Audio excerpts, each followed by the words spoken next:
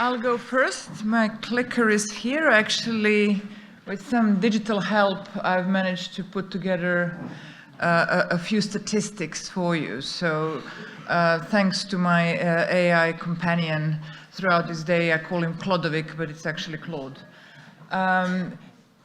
Vanya thanked quite a number of our team.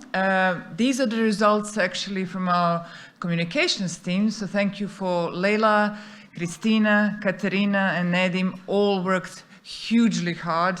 Nedim plus adding the hackathon and innovation to his agenda. So really working hard and bringing the results. So we exploded this year yet again. Over 1,200 people visited Porto Montenegro for our summit. We had over 500 companies and organizations participating in various ways, again, in the summit. And these are only the registered ones. There are plenty of those that we haven't managed to pick up.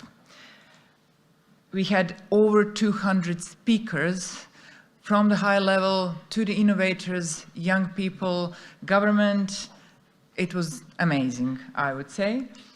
And this is the media stuff. I will want to highlight, this is not complete. Even Claude couldn't pick up all the data, so it's still coming in.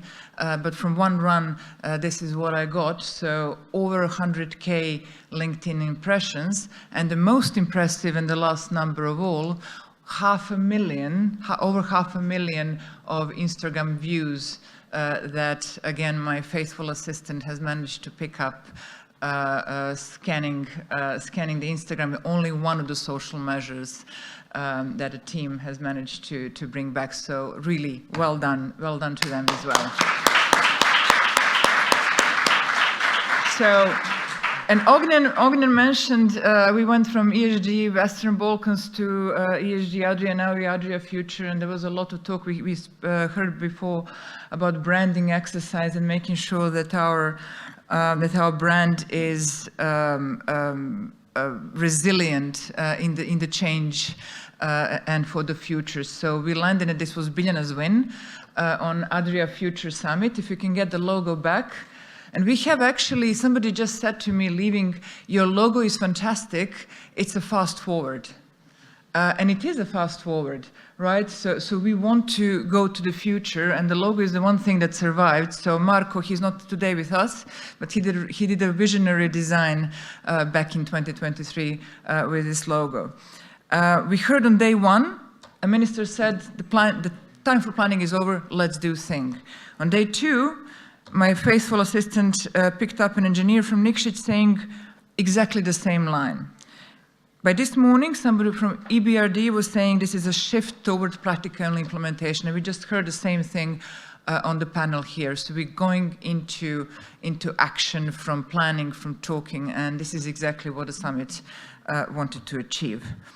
So I will just hand over to Biljana to say the last thanks and the closing remarks. You're going to need to get up. Yes, no, I know. Over to you. Thank you. You can see that my adrenaline is dropping rather rapidly. 7 minutes, okay, so just few things from me, and then we really set you free, okay? First, thank yous from me, and I want to be specific as well a little, because general thank yous never do a job for anyone. Adding to what the team really said, I want to thank first those who really believed in the idea when it was a Google document in 2022. And that's primarily two people, that is my sister and Vanya. They've encouraged my madness in taking this project on. And I have to tell you, like with any project, I would have thought, there were dozens and dozens of times when you sort of wake up and think, why on earth do I need this in life? And it is normally that I call one of the two of you to tell me, no, you do. You wouldn't be happy otherwise. But sort of two of you and then the rest of the team that is just sort of relentlessly enthusiastic and energetic, I think is what sort of drove us going, because it's only when we step back, I think, that we will become aware that we've created something that not me, but many say is the most remarkable event in the region in only space of 4 years. That was the accumulation of that energy, and thank you all for that in the team, but thank you in particular those who trusted it from the start. Thank you to the partners, supporters. Thank you to everyone who joined us. You know, there are many of you who joined us here for the first year and you haven't heard of us even. And you've given us 3 days of your life, and I hope that you'll be back with us. So, I mean, it's the accumulation of all of this that makes events like ours remarkable. Thank you to Dreamland and Production Pool.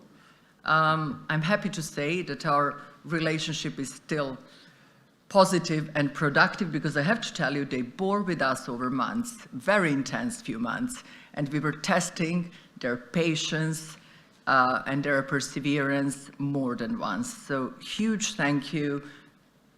It is all these people who are deserving of thanks for why these rooms look like this, for why everything works smoothly. When you organize events, it's only then that you know how many things can go wrong. When things don't go wrong, it looks like, you know, it happens all by itself. When they start going wrong, it's only then that you work out how valuable people who get it right are. So thanks, hugely thanks. Thank you to our host, Montenegro, to the country and to the government, to Porto Montenegro and Tivat, who are our hosts. Second thing I'd like to make, and building on what Sasha said, is an observation. 2 days ago, it feels like ages ago to me, but it was only 2 days ago, that the opening speech I said that we want to be moving from vision to execution.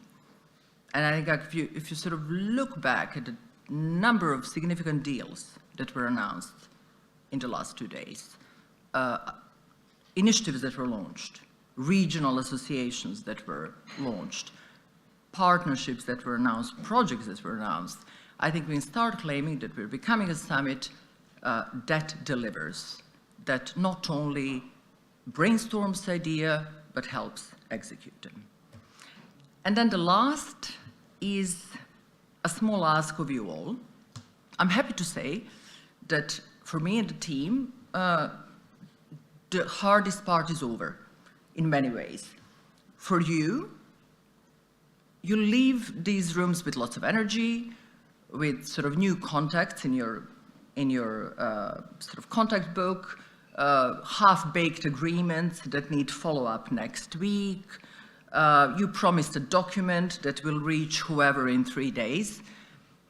Executing on that will actually move things forward. So my ask of you is to continue building these partnerships that started here, because apart from anything else, that's the measure of success of our event.